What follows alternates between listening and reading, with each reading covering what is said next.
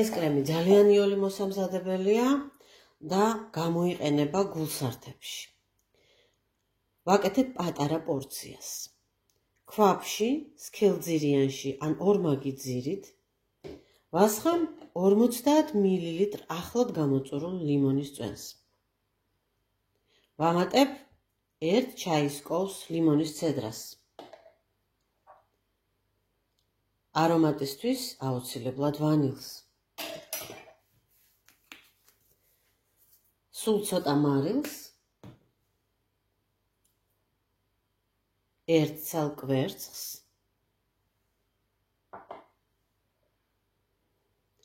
სამოც გრამ შაქარს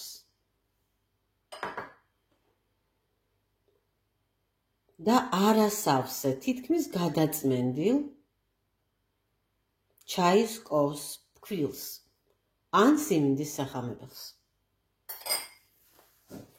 ამ ყველაფერს კარგად გადავურევ ერთმანეთში.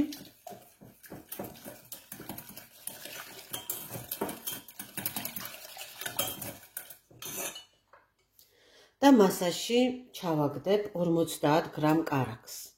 კარაქი შეიძლება იყოს როგორც რბილი, ასევე ცივი მაცივრიდან. ახლა ეს ყველაფერი უნდა წამოვადუღოთ. თუ არა გვაქვს სქელძირიანი ან ორმაგძირიანი ქვაბი, მაშინ შეგვიძლია დავდგათ ორთქლის აბაზანაზე. ჩემ შემთხვევაში ორმაგძირიან ქვაბს დავდგამ ძალიან დაბალ ცეცხლზე.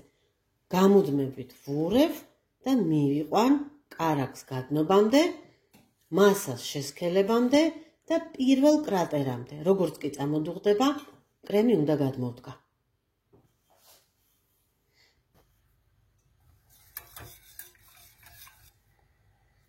კარაქი თითქმის სულ გადნა. ვაგრძელებ მორევას.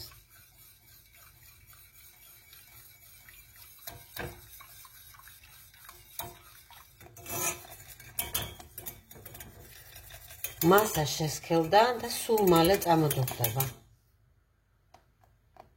როგორც ხედავთ, კრატერები გაიკეთა. ცეცხლს გამოვთავ და ქვაბს გადმოვდგავ ქურიდან. ახლა წამოდუღებული შესქელებული მასა უნდა გადავცრა საცერზე, რომ მოვაშორო. თუ კი არის წვრილი კურკუშელა და ლიმონის ცედრა.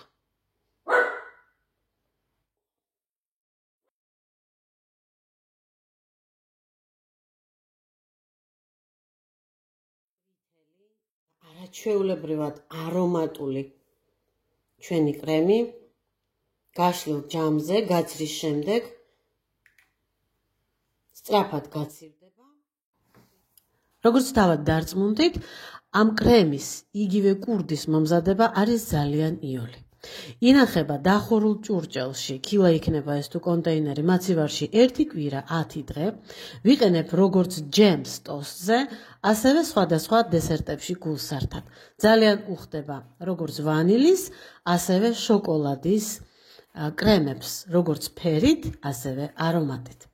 იმედია მოგეწონებათ რეცეპტი თქვენც და მოამზადებთ, აუცილებლად მომწერეთ თქვენი კომენტარები, გაუზიარეთ რეცეპტი მეგობრებს, მოიწონეთ, დამიწერეთ ლაიქები და აუცილებლად გამოიწერეთ არხი გემრიელი ცხოვრება, თუ ჯერ არ გამოგიწერიათ. ახლა კი გემშვიდობებით, მომავალ გემრიელ შეხვედრამდე. კარგად ბრძანდებოდეთ.